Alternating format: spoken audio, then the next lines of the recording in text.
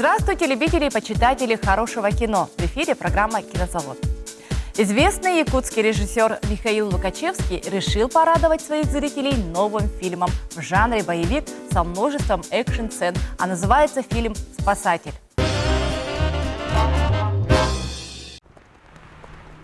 Самое главное, спасателем может быть только живой, а не мертвый. Это он? Перевалов мой отец. Это не твое дело.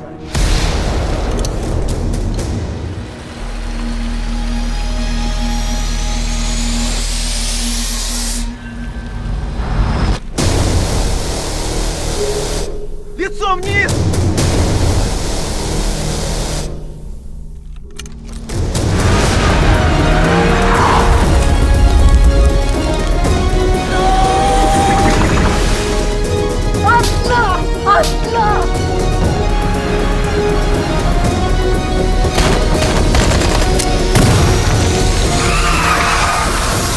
С сегодняшнего дня переходим на режим повышенной готовности.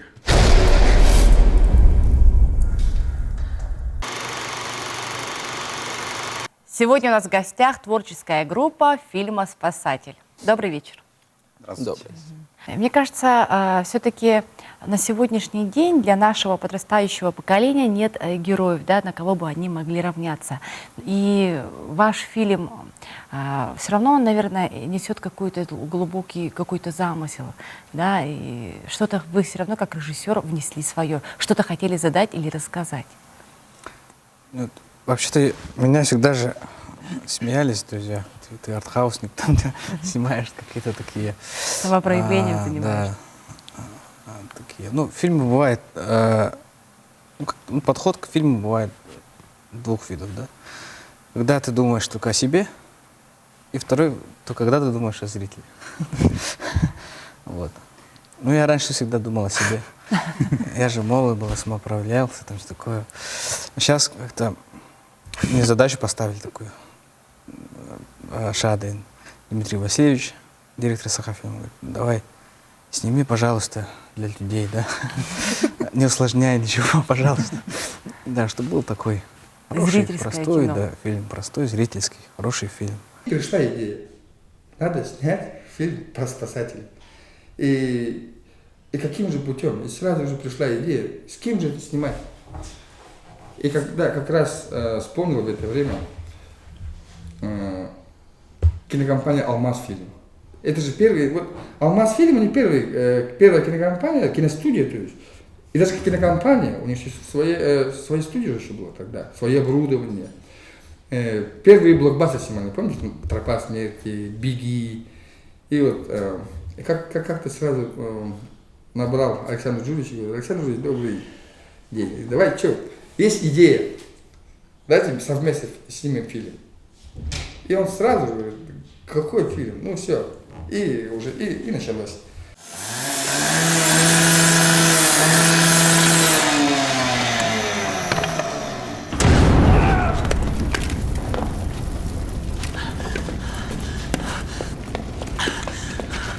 Поднимайся. Все нормально?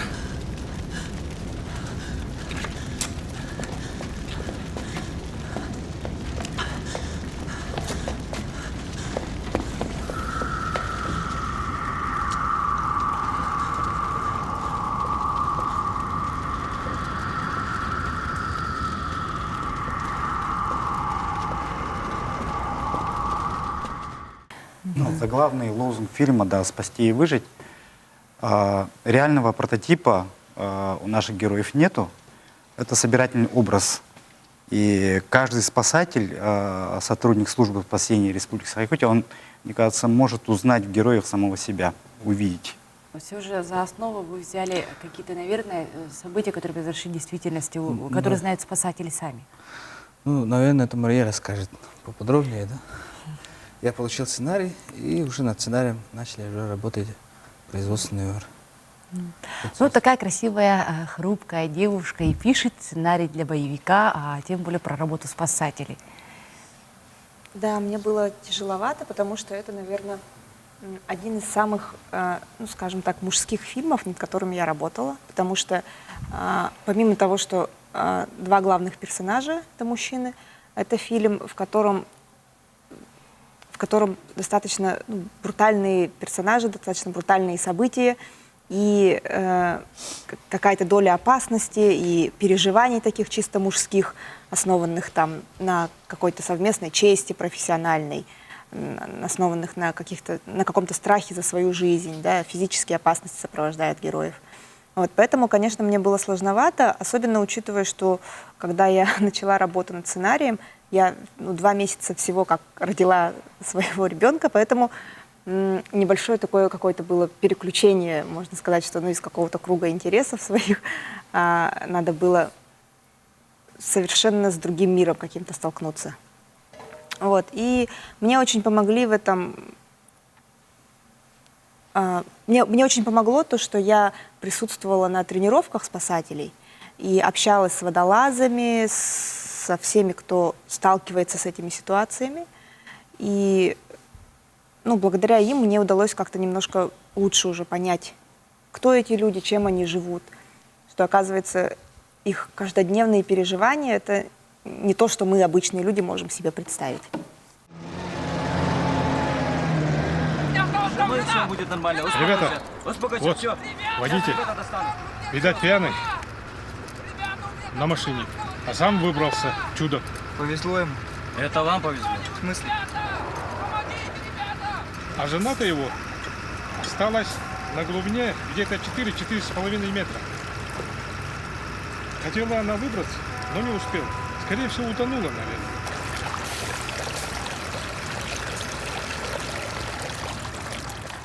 Расскажите про свою роль. Какого же героя вы исполняли? Практически самого себя? Можно сказать, да, также вот среднестатистический спасатель, который как бы уже и проработал, но еще и не слишком бывалый. Да, поэтому мне было очень легко войти в роль, потому что ничего сверхъестественного там не было, нового для меня. То есть, как работал, так и работал. Просто рядом была камера постоянно. Сперва, конечно, было нелегко работать перед камерой, входить в роль. Это было очень непросто, так как никогда таким делом не занимался. Ну, потом коллектив был такой дружный, нам помогали, подсказывали. Вроде все нормально. О, наш герой Колесов! В прошлую смену отличился. Я имею в виду случай с грабителем. О, молодец, слышали. Привет. Опасно, конечно. В моей памяти такого еще не было. Впредь надо быть осторожным. Помните о собственной безопасности. Да, спасатель бывает только живой.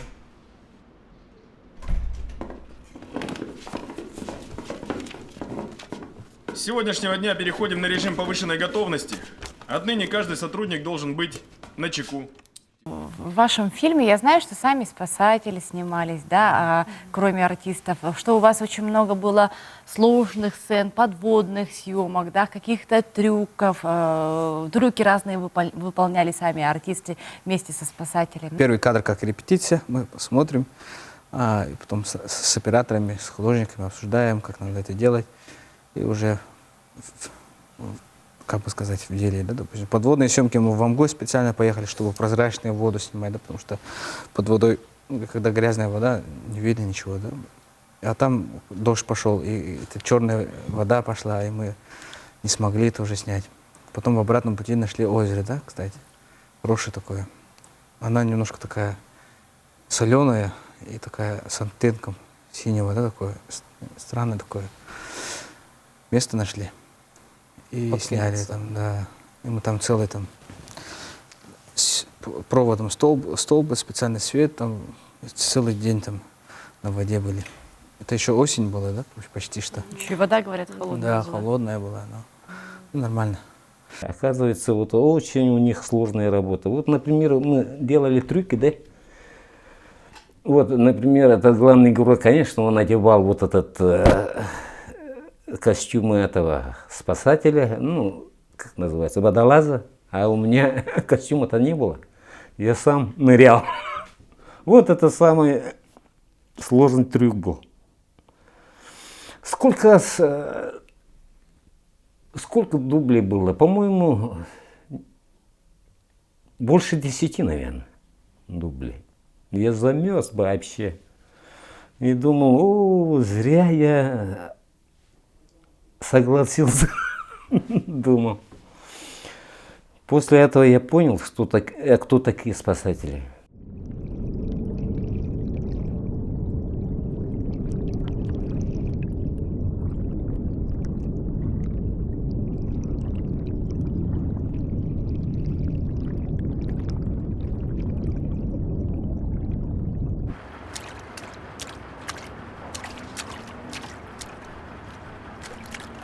Он застрял! Держи веревку!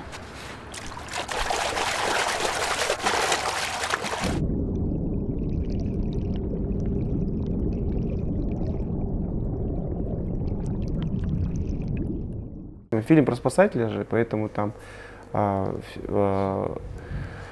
есть самая передовая техника подводная, да, республики имеется у спасателей. Вот. И сначала изучили, вот там что, как, куда повесить. Ну и специальное снаряжение подводное меня вот одели.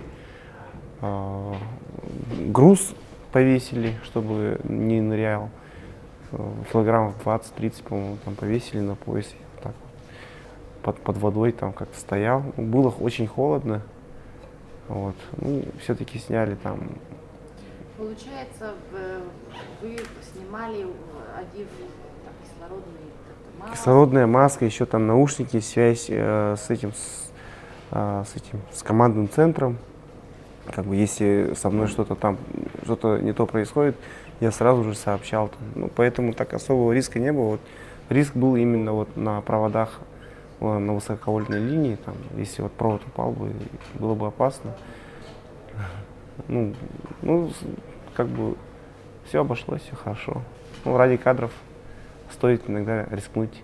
Знаю, что фильм снимал Виктор Лифу, и он нам как-то рассказывал, что горделиво, что я даже не стал думать, когда сказали, что снимает Михаил Лукачевский, потому что он мой друг. Я всегда мечтала с ним вплотную поработать над картиной.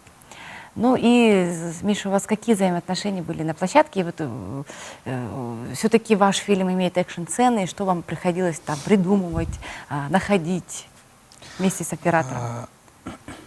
Ну, такое, да. Мы с Виктором, конечно, друзья, с полуслова понимаем друг друга.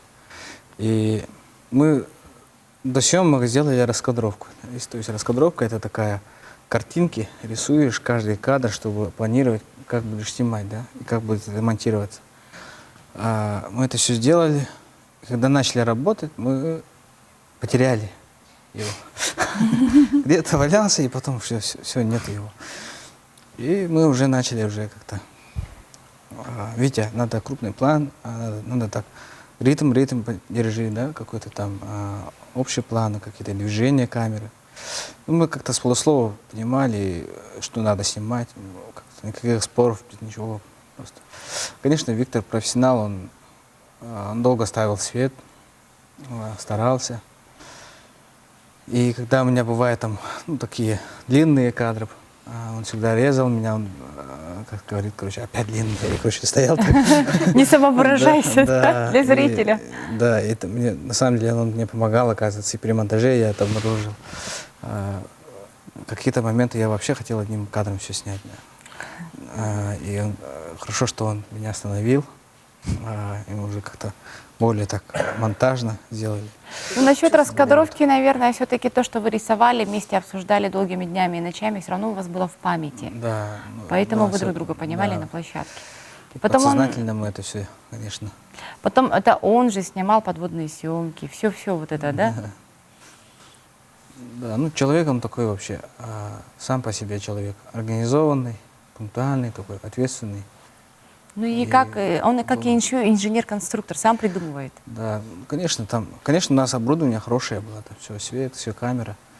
Но не камера же снимает, не оборудование же, не техника же делает, да, а кино же, это же глаза делают кино. Стой!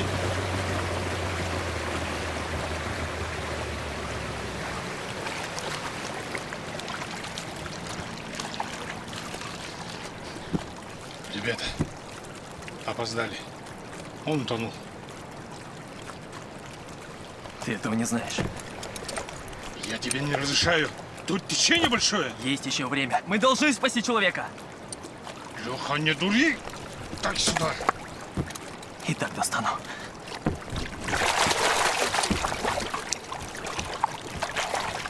Ты че? Леха! Успокойся, залезай давай! Отпусти веревку! Я тебе сказал, залезай! Не разрешаю! Давай сюда! Александр, вы у нас первый раз снимаетесь в кино, да, как артист профессиональный, но еще и в главной роли сразу. Тем более не в простой роли, а в роли спасателя, тем более это специфическая, наверное, профессия все же, да? Ну, расскажите о своей роли. Ну, это у меня не главная роль, у меня, скорее всего, одна из главных ролей, да? Как бы с Иваном Поповым мы, как бы, он мой наставник, а я его подчиненный. Про Алексея Колесова, про своего героя, что я могу рассказать? Он этакий перфекционист своей профессии, который хочет, наверное, спасти всех и каждого, вне зависимости, там, кошка с деревьев снять, да? Либо спасти человека, когда уже надежды уже никакой, но он все равно пытается, но при этом у него присутствует какой-то юношеский максимализм, да? И бунтарь. И моему герою пришлось Рано повзрослеть. Моему герою пришлось рано повзрослеть. Ну, трагичная такая история у него. Не будем, наверное, рассказывать зрителям. Знают они 20 апреля его судьбу. Но твой персонаж похож на тебя характером, либо совершенно другой? Нет, он противоположность полностью. У меня не было такой трагичной судьбы. Это, во-первых, ничего такого. Поэтому, когда я создавал своего персонажа, у меня есть знакомые, у которых была похожая такая трагедия в семье. И я старался вот как-то из них брать, что-то сам додумывал. И получился Алексей Колесов. Ты, получается, как артист лепил своего персонажа на основе уже сценария. Да, я лепил его, брал за основу, но я делал акценты именно, брал со своих друзей. У меня есть... С близкого да, с близкого друга. И он такой, знаете, замкнутый в себе человек, но он человек своего дела. Красный Чайзер 803, вправо принимаем, останавливайте.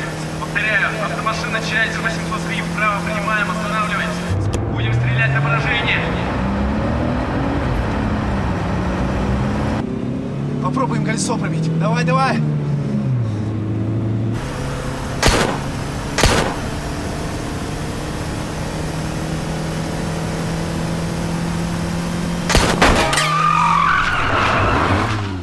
Кроме вот Александра из артистов, кого мы еще увидим в вашем фильме? Ну вот главный герой Александр, Иван Попов, артист театра, и Вера Келли Пелия тоже одна из уважаемая такая, так сказать, актриса русского театра, но которая, как сказать, уже всю жизнь проработала актрисой. В общем, меня окружали заслуженные артисты. Да, заслуженные артисты, чуть ли не народные артисты, да. Вот. И, конечно, молодые ребята играли, Валентин Макаров. Много играли настоящие спасатели, да. Ребята, которые работают. И на самом деле они очень многое сделали для фильма. Они вот прямо вот мы репетируем, и они говорят, это неправда, так не делают, не бывает, да. И они там консультируют, они прямиком консультанты, которые ходят вместе с съемочной командой и там, помогают там разные там трос повесить, там что-то там одевать, там водолазные, ну разные, чем они помогли нам. Но и вообще они хорошо сыграли. Я говорю им, не надо играть. Да? В кино, да, не надо играть. Собой, да? В кино не надо играть. Если будете играть, тогда уже все, да, пошла уже оценка какая-то. Вот, поэтому они просто существовали в кадре своей жизни.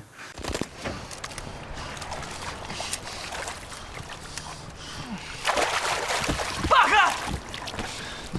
Паха! Ну-ка, стоять! Пашка! Понял! Я знаю, что у вас была такая сцена, где вам пришлось без страховки висеть на высоте, и когда спасатели от этого были в шоке, что сами артисты без своих... Ну, у нас же нету дублеров, да, поэтому вам приходится самим выполнять это все. Прихожу на съемочную площадку, и мне говорят, ты тут висишь. Ну, Миша так увидел, и мне что, ну, я не стал спорить, и что, пришел спуститься. Да, это меня один из главных, так скажем, злодеев или как бандитов, да, берет и скидывает с моста, и я без какой-либо страховки висел там, еще там, это было утро, сколько? 6 утра, да, 7 утра, а мы там крики, там соседи ну, там с балкона люди в шоке просыпаются, что там происходит, думают.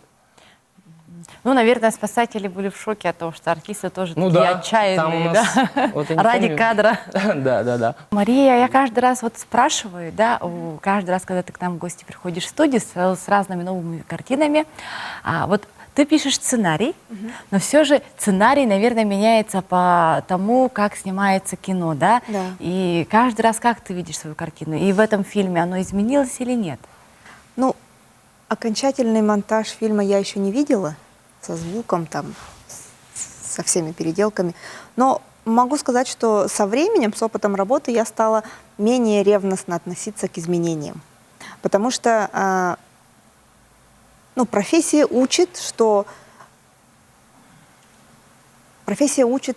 каким-то простым истинам, что, например, когда ты раньше слышал слова, то, что кино — это коллективная работа, это казалось просто какой-то фразой такой эфемерной. А сейчас я понимаю, что кино — это коллективная работа. И вряд ли стоит здесь говорить то, что вот я сказала здесь так, а они переделали там и так далее. Потому что это живой организм. И когда ты передаешь его, ну, после того, как ты уже напечатал текст, уже отдаешь этот текст дальше режиссеру, дальше он со своей стороны отдает этот текст актерам, все полученное видит своими глазами оператор, потом все это режет монтажер, работают со звуком и так далее. И тут, наверное, можно сказать, что с фильмом происходит то же самое, что с ребенком, когда он, его рожает мама, потом он там идет в детский сад и так далее. И на выходе мы получаем взрослого человека, возможно, не совсем такого, какого представляла мама, когда первый раз взяла его на руки, но это неизбежное взросление фильма, это изменение его. Самое главное, спасателем может быть только живой, а не мертвый. Это он? Перевалов мой отец. Это не твое дело.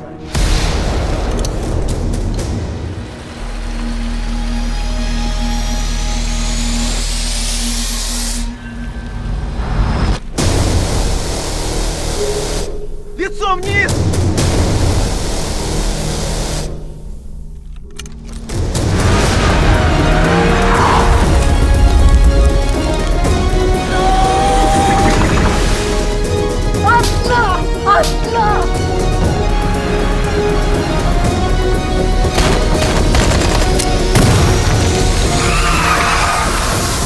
С сегодняшнего дня переходим на режим повышенной готовности. В художественном фильме вы впервые себя пробуете в роли продюсера, да? Да, я впервые себя пробую в роли продюсера. Фильм у нас стартует 20 апреля. Показ пройдет во всех кинотеатрах Якутска, в том числе и по всей республике. Также мы, конечно, планируем показать фильм и в Казахстане, Таджикистане, ну, вот так вот. И надеемся на фестивальный успех также. Фильм такой, как сказать, эксперимент, получается, да? Таких вот блокбастеров в Якутии еще не было. Я хотела бы вам, творческой команде фильма «Спасатель», пожелать успеха вашему фильму, чтобы ваш фильм обрел своих зрителей, которые для себя, увидев вашу картину, узнали что-то новое, получили эстетическое наслаждение от просмотренного фильма. Ну а наших зрителей мы приглашаем обязательно с 20 апреля сходить в кинотеатры нашей республики и посмотреть фильм «Спасатель». На этом наша программа заканчивается. Мы вам желаем смотреть только хорошее кино.